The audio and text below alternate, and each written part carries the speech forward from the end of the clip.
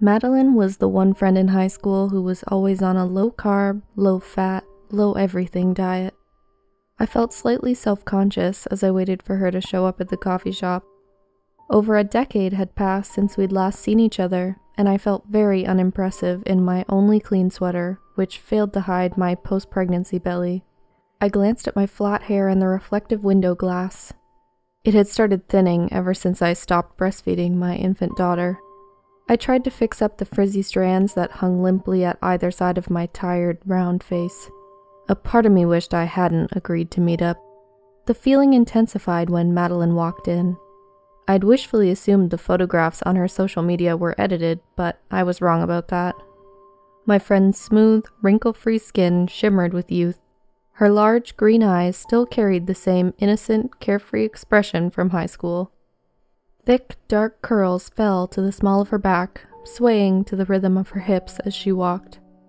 Madeline had kept her trim teenage physique, yet somehow managed to grow voluptuous in all the right places.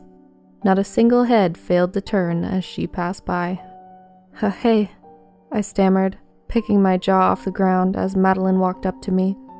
"Hi, Dee," she laughed, flashing me her picture-perfect smile. "You look great," she added, the smile turning ever so slightly false. "Ha," I rolled my eyes. "I definitely don't, but having a baby will do that to you." "I get that," Madeline nodded, taking a seat and leafing through the menu. "I'll have the vanilla matcha latte and caramel cheesecake, please," she said to the waiter, a nervous guy who was straining very hard to keep his eyes away from Madeline's chest. "Wow," I couldn't help raising an eyebrow. "I don't think I've ever seen you order dessert before." At this, Madeline threw her head back, releasing that deep, infectious laugh of hers. "Yes, well, I've come a long way from hurling food scales at the wall because they misweighed my daily portion of carrot sticks." She smiled, a sly curl to her lip. "So, what's your secret?" I was genuinely curious now. "Is there a way I can look half as good and still get away with eating cheesecake?" I asked, taking a resentful sip of my unsweetened black coffee. "Well, that's why I wanted to see you, Dee." Madeline clasped her hands together, her eyes twinkling with a hint of mischief. "I've recently gotten into business for myself, and I've been looking to get someone in on the ground floor before it really takes off." I suppressed a groan. Of course. Why else do high school friends appear out of the blue? I waited for the pyramid pitch as the waiter brought Madeline her order. I expected her to pick at it, but she gobbled up the giant slice in under a minute. "So sorry, Dee," she blushed, dabbing a napkin to her lips. "I'm absolutely famished after this morning's rejuvenescence bath." "Rejuva what now?" I asked. "Yes, sorry, I'm getting ahead of myself as usual." She shook her head. "If you've kept up with my social media, you know that I've devoted the past couple years to traveling the world and spiritual healing." I wasn't aware that there was anything spiritual about Madeline finding a rich old man to fly her to the Maldives in a private jet, but I kept my opinions to myself, waiting for her to continue. "I was just so unhappy in my old life, bound by the constraints of my mind, my insecurities. I'm sure you remember what sort of body image issues we faced when we were younger. Things only got worse for me in my 20s. I struggled with body dysmorphia for a very long time," she said quietly, her eyes suddenly naked and sad. "I'm so sorry to hear that, Mads." I placed my hand over hers on the table. The gesture was automatic. Had I thought about it a second longer, I might have remembered that we were no longer a couple of BFFs hanging at her grandmother's place after school. "Aw, Dee." Madeline squeezed my hand, smiling. "Don't you worry about me. I've spent a lot of time studying ancient practices. I know all about uniting soul and body, healing from the inside out." She was losing me again. I withdrew my hand and straightened in my seat. My husband had some projects he wanted to get started, and I'd sprung this babysitting gig on him last minute. I didn't have time for obscure archaic philosophies, and I sure as hell wouldn't be giving her any money. I was about to make this very clear when Madeline raised a manicured hand, her doe eyes pleading me to listen. "Look, Dee, I know you never liked any of that weird stuff. You're not alone in that, trust me. The average woman does not want to sip potent herbal teas and line up her chakras to lose a couple pounds. It's a lot easier to slap some fat-burning cream on a patch of cellulite and call it a day. If things get really bad, some might even try joining a gym." She laughed a sardonic, mocking laugh. "Yeah, well, most of us have actual responsibilities in this life." I replied, sucking in my stomach. Exactly, Madeline piped up, choosing to ignore my scorned feelings. That's why I want to bridge the gap.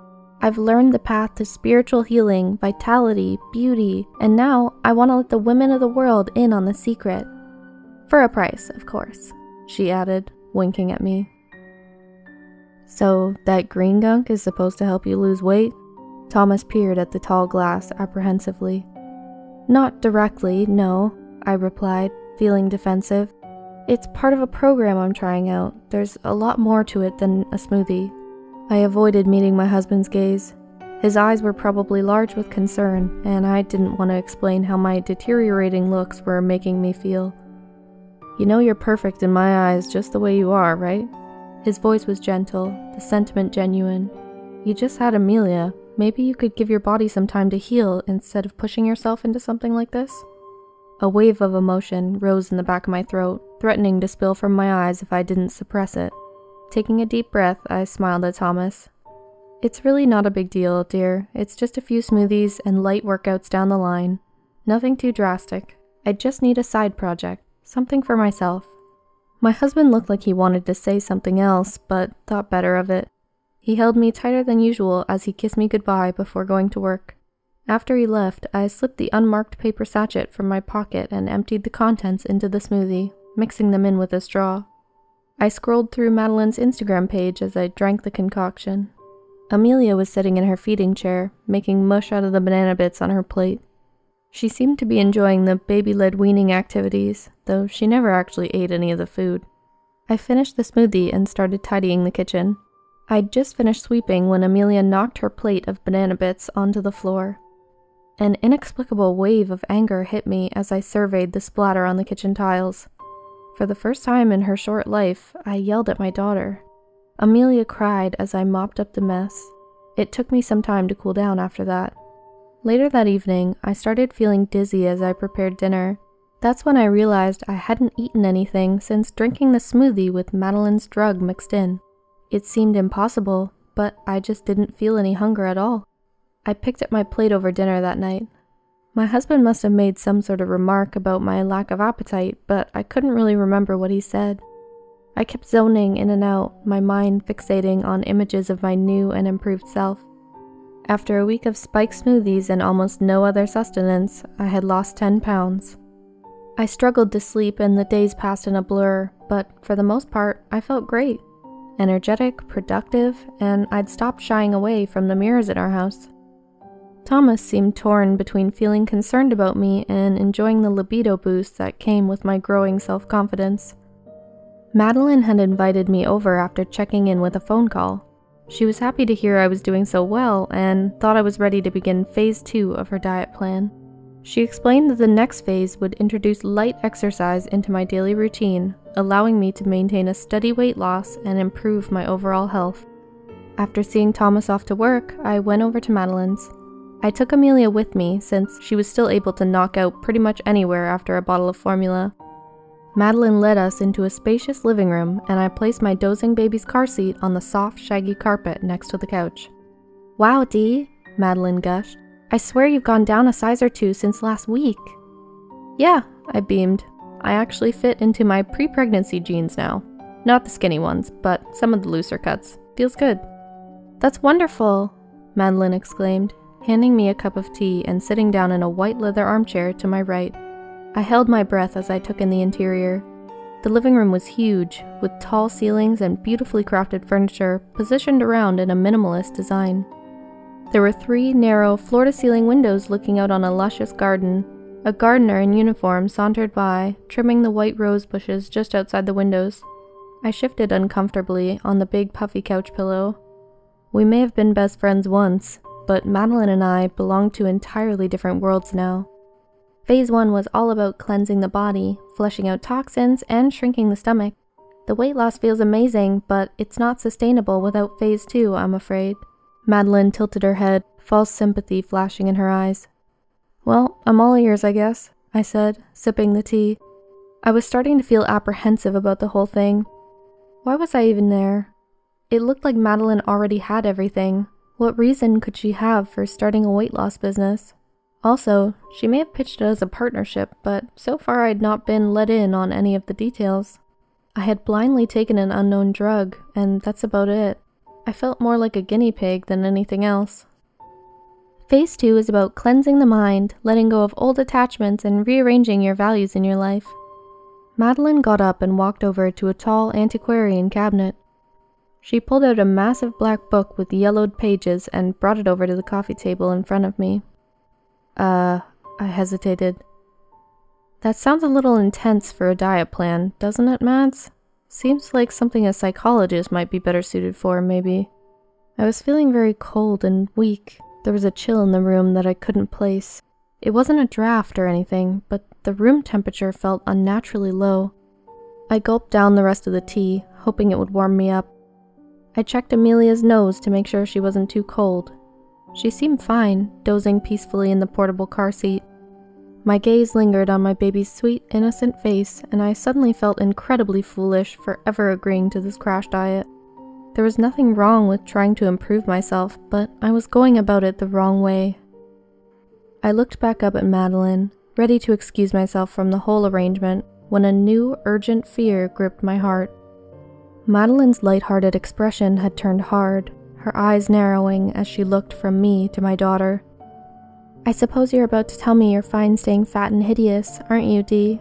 she said quietly. "What did you just say to me?" I sputtered. "It's all right, Dee. The sedative will kick in any moment now," she went on, ignoring the shock settling on my face. It took her saying it for me to fully acknowledge the tingling sensation numbing my limbs and clouding my vision. I had felt cold and weak from the first sip, but now the effects of the tea were hitting me hard. I tried to make a move for the car seat, to grab Amelia and run, but I ended up collapsing on the rug instead. The faint sound of Amelia's cries brought me back. My maternal instincts kicked in before my sight had returned, and I lurched towards the faraway sound of my daughter's wails. Something cold and hard collided with my forehead, causing me to stumble back with a yelp. I reached out my hands, cautious this time, feeling the thick metal rods barring my way. I tried to focus my vision, straining to see something, anything of my surroundings. I was no longer in Madeline's living room, that much was certain. The space around me was dark, damp, and cold. The floor beneath my feet felt uneven. A strong chemical smell filled my nostrils, probably bleach. A light flickered on, revealing that I was trapped in a small cell in the corner of a basement. There was a giant, freestanding bath just beyond the door to my cell. Gothic carvings lined the sides of the tub, and metallic hooks of various sizes hung from the ceiling above. A dark, thick substance dripped steadily from the biggest hook in the middle. The opposite end of the basement resembled a makeshift laboratory.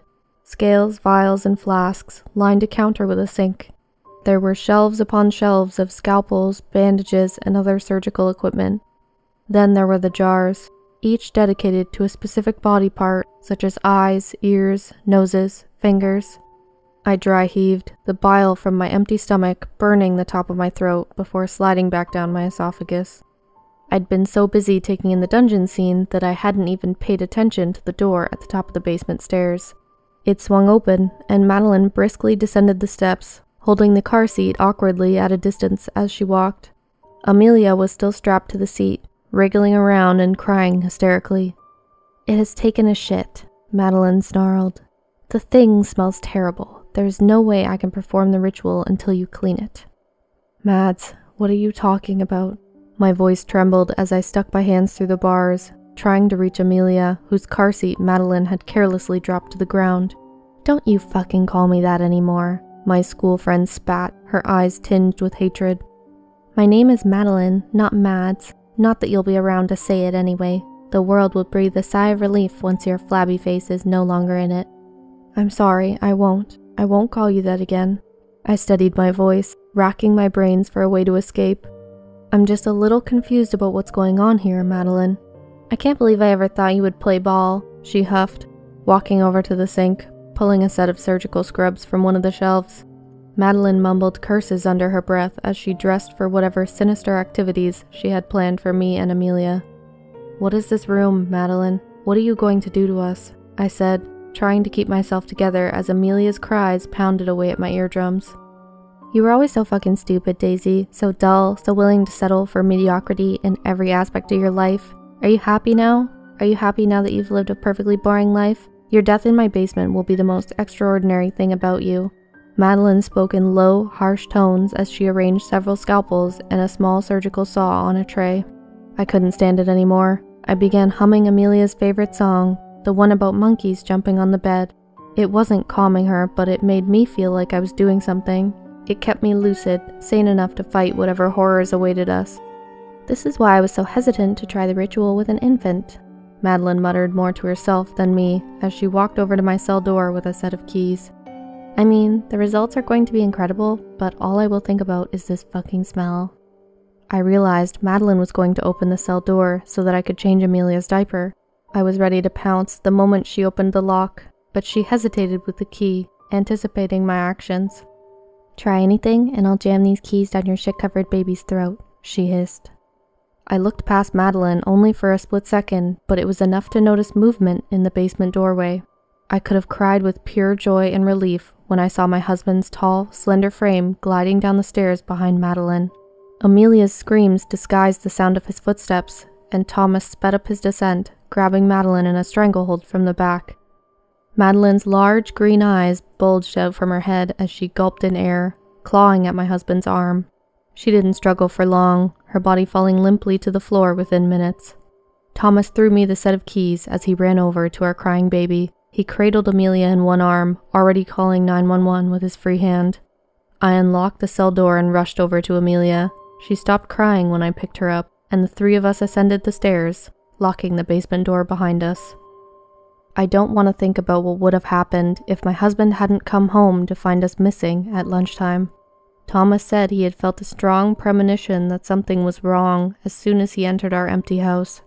I hadn't told him where we were going to be, and I wasn't answering my phone, so he had to look up my location on the Find My Friends application. I thank my lucky stars every day that he was there to save us in the nick of time. The police found a lot of disturbing things in Madeline's home. That large black book she'd brought out in the living room contained thousands of handwritten pages in Sanskrit, followed by rough translations into modern European languages. Madeline had signed off on a few translations of her own. Instructional pages depicting blood-draining techniques and youth rejuvenation rituals. The last page she was working on was dedicated to the benefits of bathing in, as well as the drinking of, infant human blood. Fragments of human bones were discovered in the garden flower beds, but no full skeletal remains. Madeline's medicine cabinet was stocked with hundreds of prescription pills, as well as street-grade amphetamines. The police suspect the contents of my Phase 1 sachets came from there. Madeline's rich boyfriend found a lawyer that got her off on some sort of insanity plea. He was also able to pay the right people to keep the whole story under wraps in the local and national media. As far as I know, Madeline has been locked away in a mental health institution for months now. The worst part is that she still writes to me several times a week. Thomas has taken to hiding these letters away before I see them since the first few had me on the verge of a mental breakdown. They always say the same thing, more or less. "Don't you want to be beautiful like me? You can do it. You can have perfection. It's right there, lying helplessly in the crib after your husband goes to bed at night. Set your priorities, rearrange your values. Join me in Phase 2, D." Huge thank you to Daria Vasilyeva, otherwise known as Peculidar on Reddit, for allowing me to read this story.